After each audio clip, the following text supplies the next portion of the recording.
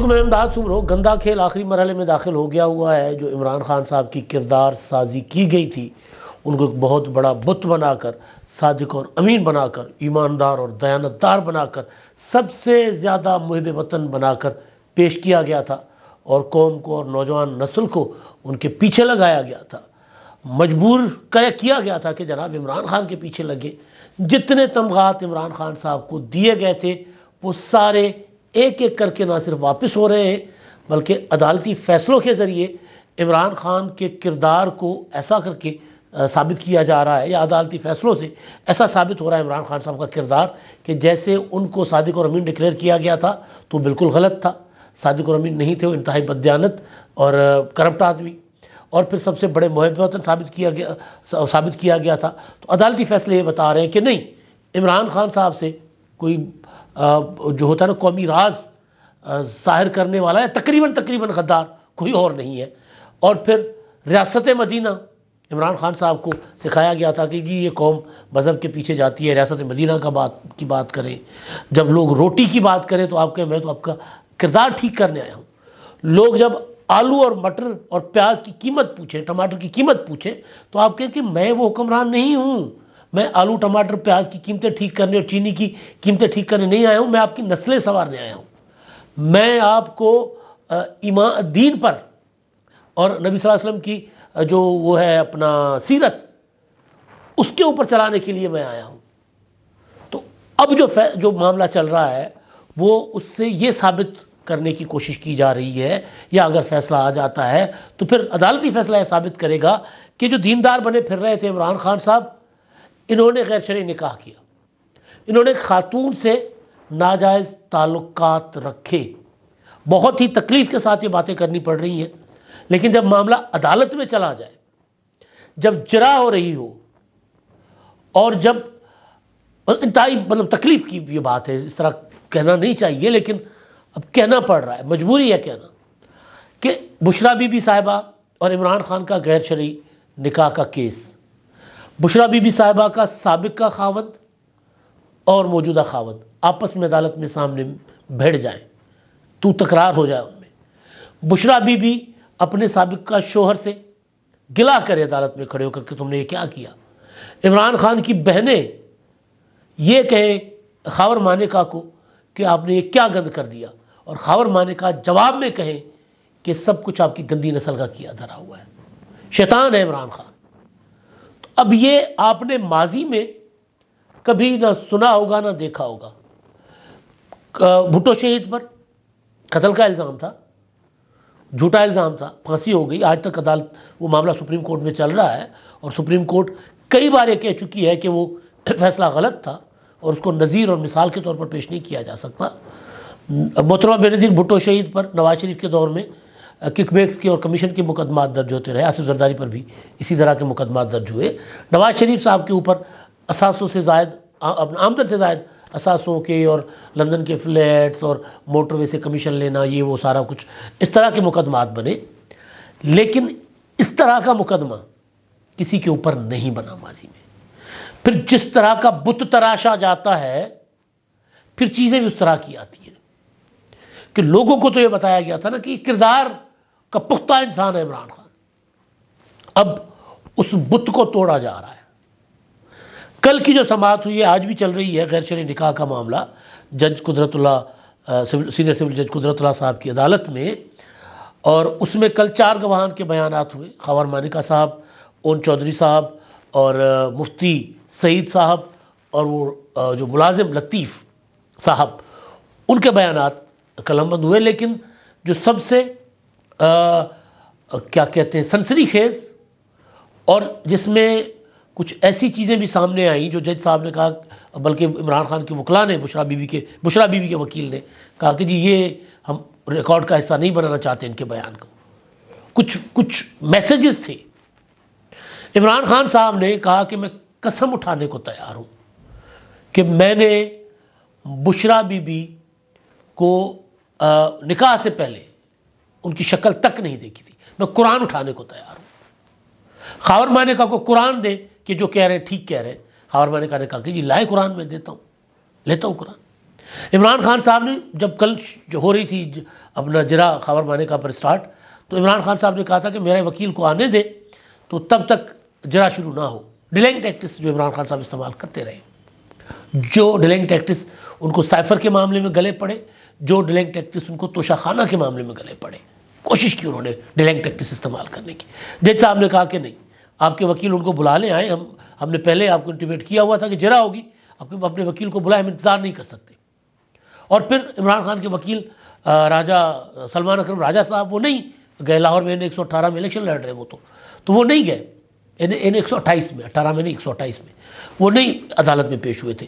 لیکن بہرحال 10.5 گھنٹے کی جرا، اور 10.5 گھنٹے کی جرا میں جو سب سے امپورٹنٹ پوائنٹ جہاں پر معاملہ آیا تھا کہ عمران خان نے کہا کہ جی میں قرآن پر حلف لیتا ہوں، قرآن اٹھانے کو تیار ہوں، قسم کھانے کو تیار ہوں قرآن پر کہ میرے نے بشرا بی بی کی شکل نکاح سے پہلے نہیں دیکھی تھی۔ خاور مانیکا نے کہا جھوٹ بولتا ہے، اس کے ناجائز تعلقات تھے نکاح سے پہلے۔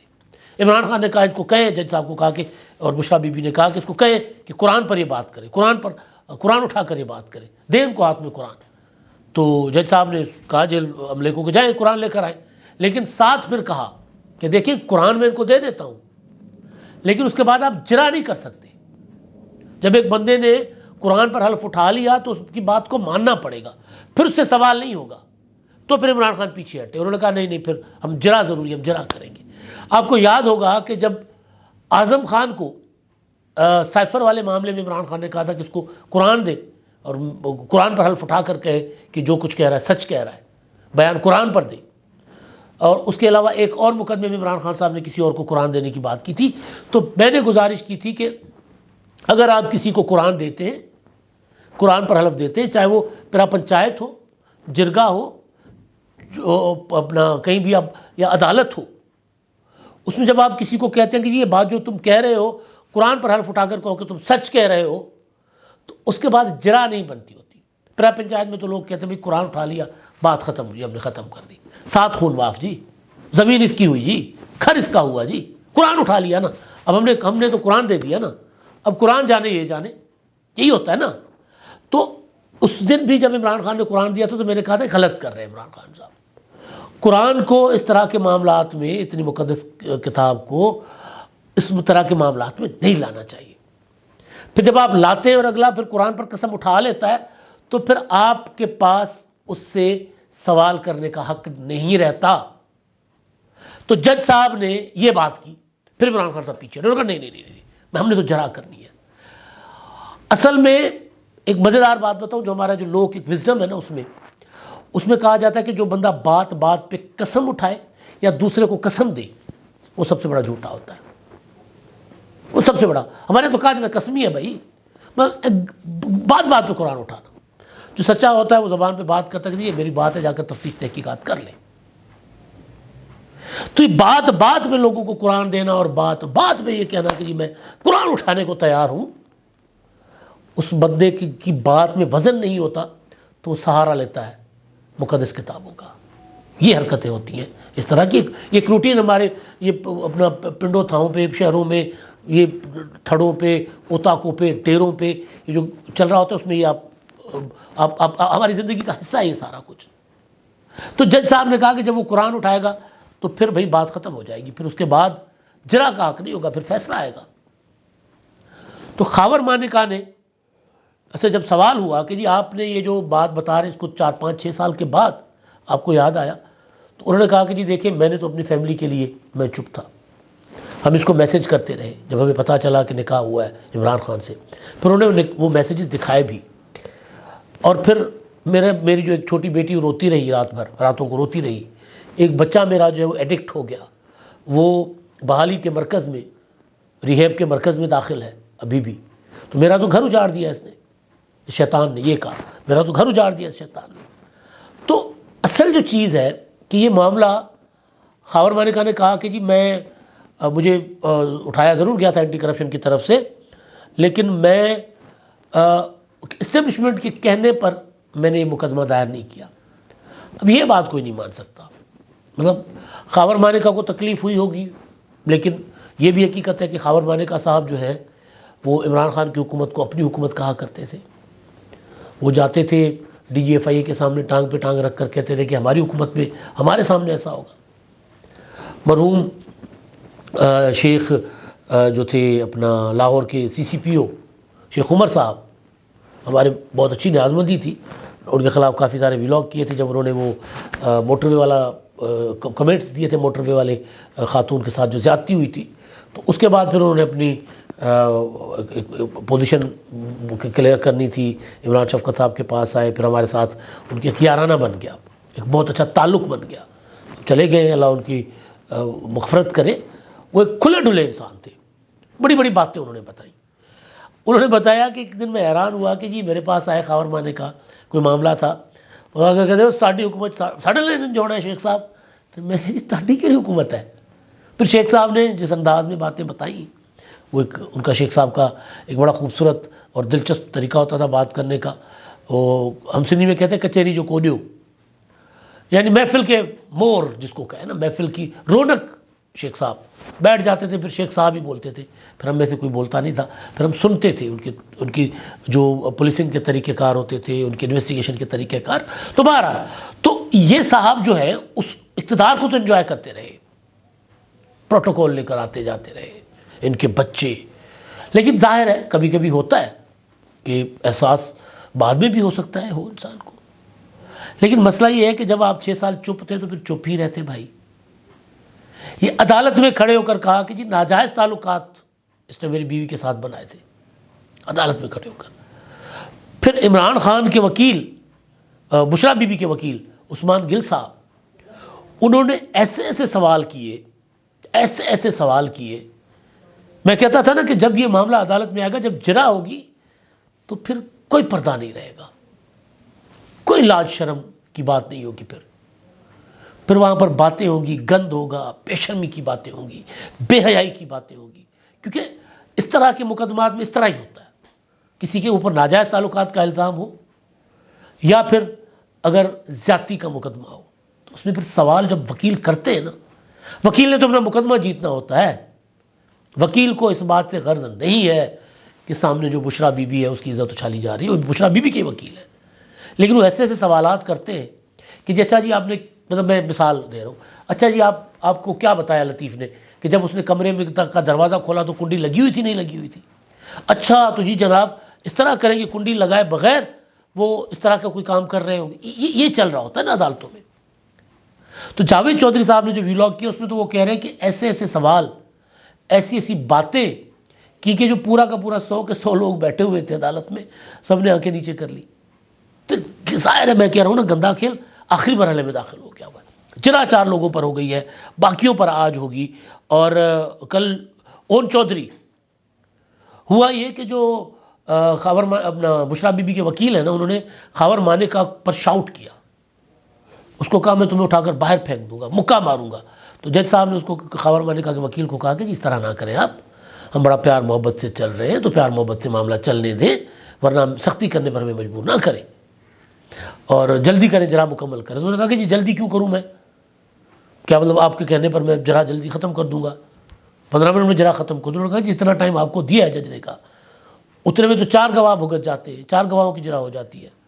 تو انہوں نے کہا کہ جی نہیں میں اپنے جرا, انہوں نے کہا جرا کمپلیٹ کریں. تو وہ جو عثمان گل صاحب کا جو طریقہ تھا, جو پریشر ڈال کر جرا کرنے کا, اون چودھری بیٹھا ہوا. تو اون چودھری کائیاں آدمی ہے, سیانا آدمی ہے, عمران خان کو چلانے والے, عمران خان کو بنانے والوں میں سے ہے. تو اون چودھری جو ہے وہ جب آئے تو اس نے اون چودھری کو کہا کہ جی اس سے پوچھے. اس نے کہا اس سے پوچھے کون سا انداز گفتگو ہے, اپنا انداز گفتگو ٹھیک کرو, میں جانتا ہوں تمہیں, میں تمہارے ساتھ ایسا کروں گا اشر کہ یاد رکھو گے. وکیل کو کہا, وکیل سمجھ گیا کہ نہیں یار یہ بندہ جو ہے نا وہ اب میں اس سے خاور مانے کا کی طرح پیش نہیں آ سکتا. پھر آپ جناب میں گفتگو, ٹھنڈی ٹھنڈی گفتگو. پھر وہ جو اون چودھری کے پاس انہوں نے جو کئی انٹرویوز میں باتیں بتائی ہیں وہ انہوں نے اپنی اسٹیٹمنٹ میں دی. ان کے جرا میں جو جواب اسٹیٹمنٹ ہو چکی تھی, جرا میں انہوں نے اپنی وہی باتیں برقرار رکھی. اب آج بھی جب میں بات کر رہا ہوں تو جمعے کا وقفہ اور کل 10.5 گھنٹے کی طویل سماعت ہوئی تھی, اور آج سماعت ہوگی تو ایک آدھ روز میں ہو سکتا ہے, یا ہو سکتا ہے کہ آج ہی یا کل ہی فیصلہ آ جائے. سائفر، توشہ خانہ اور غیر شرعی نکاح. صرف ان مقدمات کی نوعیت دیکھیں، تھوڑا سا پیچھے جائیں کہ عمران خان کا بت کیا کہہ کے بنایا گیا تھا اور وہ کیسے پاش ہو رہا ہے، یا عدالتی فیصلوں کے ذریعے کس طرح وہ بت ٹوٹ رہا ہے. اس کا امپیکٹ ہوگا عمران خان کے فالوورز کے اوپر، لیکن آہستہ آہستہ، جس طرح آہستہ آہستہ بنا تھا نا عمران خان صاحب کا بت، آہستہ آہستہ وہ ریزہ ریزہ بھی ہوگا. اب تک کے لیے اتنا ہی. اللہ حافظ.